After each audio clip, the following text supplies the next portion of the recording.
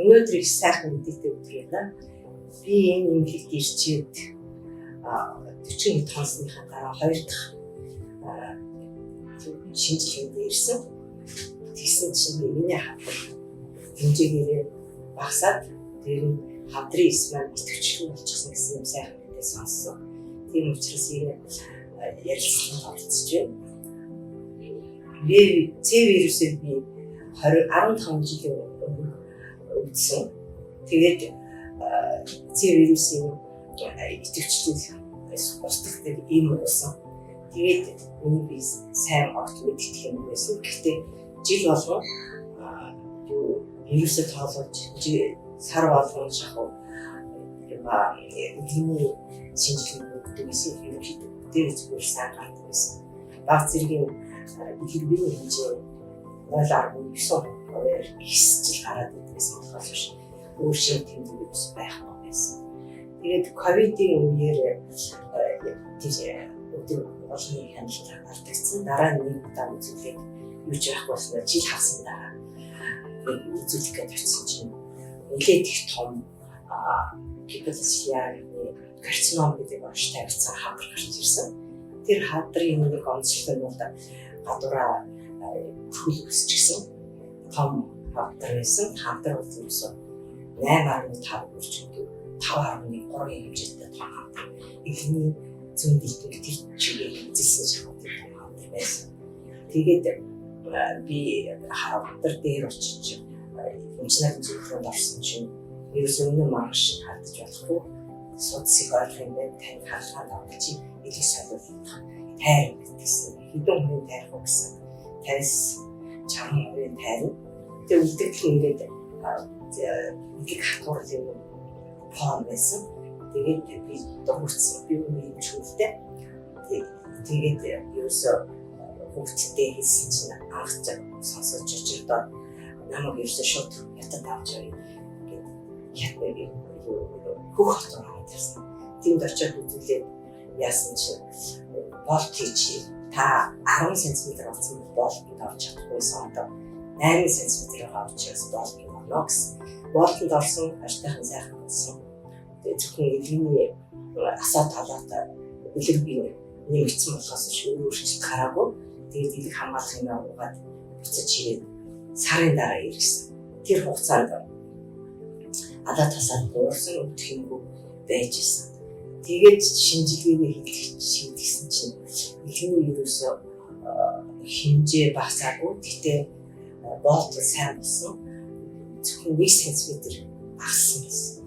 Тэгжээд манай намайг авч явах хүн болоод манай хүүхд өөрөө Тайландд би юмудаад тэгээд би Монголд орсон. Дахиад болтод орсон. Болт хийлгсэн.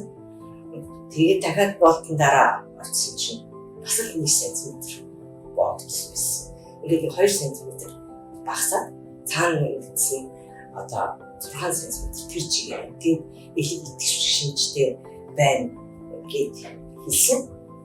Тэрэнгүүт харин манай танил ангуанжидаага хадрын зааж өгөөд тэгээд их хацтай би тэн дээр очиж үзэлтэд орсон чинь эмчнэр хэлцэл хийжсэн. Тэгээд би олон дахин гэж болтонд ормоод байна. Одоо танай тэнд очиж ямар хэмжээ имчилгээ хийх гэсэн чинь эсвэл хөлтэй эсвэл төлөв гэсэн. Ганц удаа юу олон удаа юу гэсэн чинь ганц л удаа хийжтэй гэдгийгсэн. Тэгээд ерөөсөө шийдээд тэгээд тэр эмчтэй эмч 20-нд явсан би 10-нд нааш ирсэн. Ирээд хийсэн. Тэгээд хийсэн чинь вирусөө зовд байхгүй 2 цаг хэвтэж тэр азотор түлээ юу хөлдөөгөө л 2 цаг орон дээр ихтэй босоод явж болно хоолойд идэж болно гэсэн. Үүдэл байхгүй сайхан байсан. Адаа тасаад миний хотод 500 ортлоо эсчихсэн бол энэ 170 ортлоо эссэн. Тэгээд энэ уугаад юу тариулсан. Эдийн гартаа дээш нэг тариулсан. Тэргээ тариулчаад нэг 20 хоногийн дараа тарихыг бүрдээ авч явсан. Тэгээд ингээд 40 хоног 8 дээр гисэн өдөр бид яг цагтаа үрчигээд шинжилгээ үзүүлээд 8-да бүх шинжилгээ өгчгөө тэгээд 9-ний тэр хаюугаа харсан. Эмч маань солигдсон байсан. сүүлийн нэмжүүл надад ерөөсөө шууд авчраад бүх цусны өөрчлөлтүүдийн тайлбарлаж өгöd зурган дээр үлгний чинь хавдар чинь ийм болсон байна. Энэ харагдаж байгаа өнгөл үлгий ерөөсөө итгэхгүй болчихсон. Хавдар ихний хавдар итгэхгүй болсон байна гэдгийг хэлж өгсөн. Тэгээд хэмжээ 50 болсон. Ерөөсөө үлгний хавдрын хэмжээ агшаад 4.3 болсон. Тийм болсон байсан. Тэгээд дараагийн имжлэг бол гээд 21 хоногт тариагаа хийн дээрээс нь тэр